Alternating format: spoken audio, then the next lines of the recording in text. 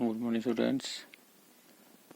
आज हम क्लास 6 का चैप्टर नंबर 8 इसका थर्ड सेशन पढ़ रहे हैं। पहले हम ऑलरेडी पढ़ चुके हैं ये बॉडी मूवमेंट्स।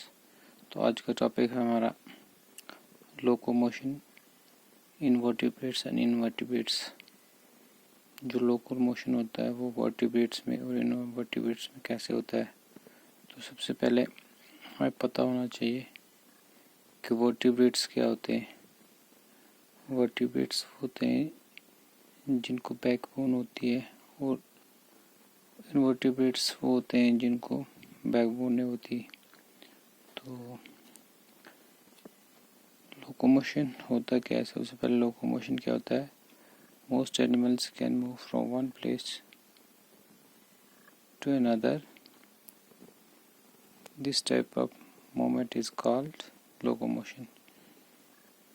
तो ज़्यादातर एनिमल्स एक जगह से दूसरी चले जाते हैं तो उस मूवमेंट को हम लोकोमोशन कहते हैं। तो हम जो होते हैं ह्यूमन बीइंग, हम भी लोकोमोट करते हैं, मूव करते हैं एक जगह से with the help of our legs.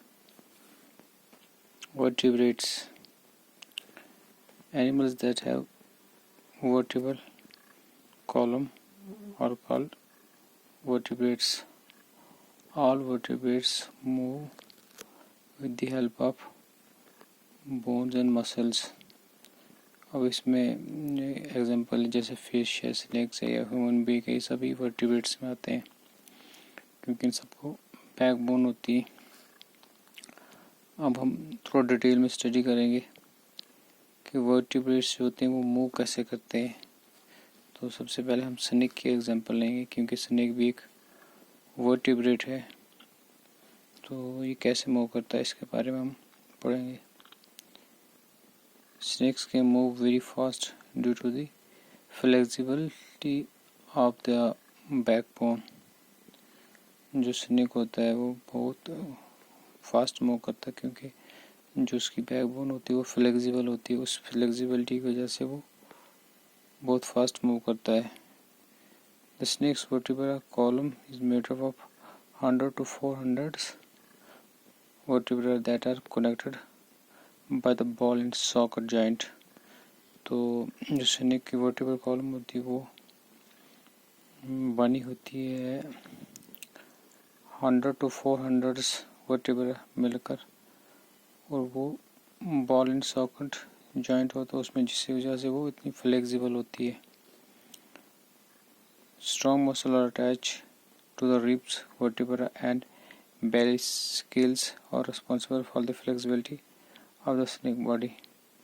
और जिसके जो मसल्स होते हैं वो अटैच होते हैं किसके साथ, रिब्स के साथ, वर्टिब्रा के साथ और बेली स्केल्स के साथ। वही रिस्पॉन्सिबल है उसकी फ्लेक्सिबिलिटी के लिए।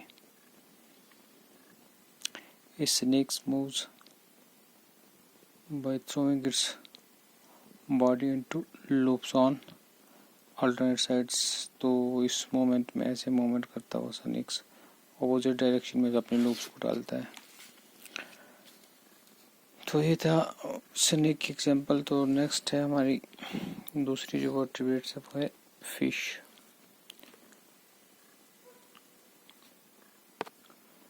अब जो फिश होती है उसकी जो हेड होती है और टेल होती है वो स्मॉलर होती है। उसकी जो मिडिल पोर्शन होता है उसकी बॉडी का, जिसकी वजह से वो आराम इसको उसकी बॉडी जो होती है उसे हम स्ट्रीमलाइन भी कहते हैं। The shape, the size, the shape is such that water can flow around it easily and allow the fish to move in the water. तो उसकी जो बॉडी की शेप होती है वैसी बनावट होती है उसकी कि जो पानी होता है वो उसको इजीली से वहाँ से मूव करता है वो, और आराम से उसको मूवमेंट होती है पानी में।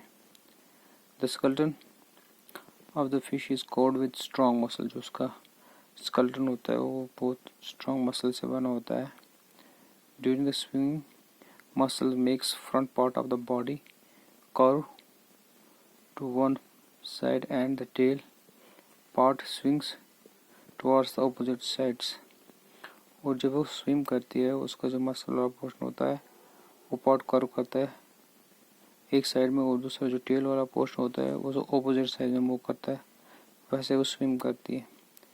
Then quickly the body and tail curve to the other side, this makes it jerks and pushes the body. तो वो क्विकली क्या हो जाती है, उसकी टेल जो होती है वो कर्व करती है अच्छी तरह, वो वहाँ से मूव करती है, तो उस तरह से वो जर्क पैदा करती है जिसकी वजह से पुश करती है अपनी बॉडी को आगे फॉरवर्ड पोजीशन में। अब नेक्स्ट है हमारा बर्ड्स। बर्ड्स में क्या होता है,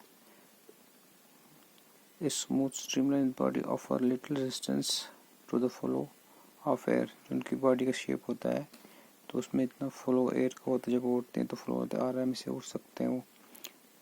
the sculpture made of hollow bones makes the body light so it can hold its body up to there.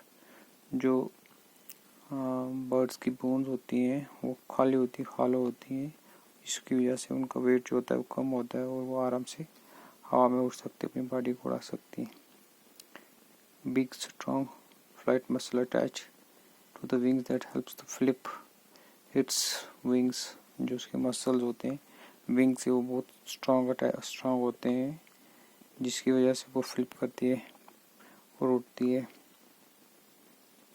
The wings of a bird, when spread out, have a large surface area as compared that of the body.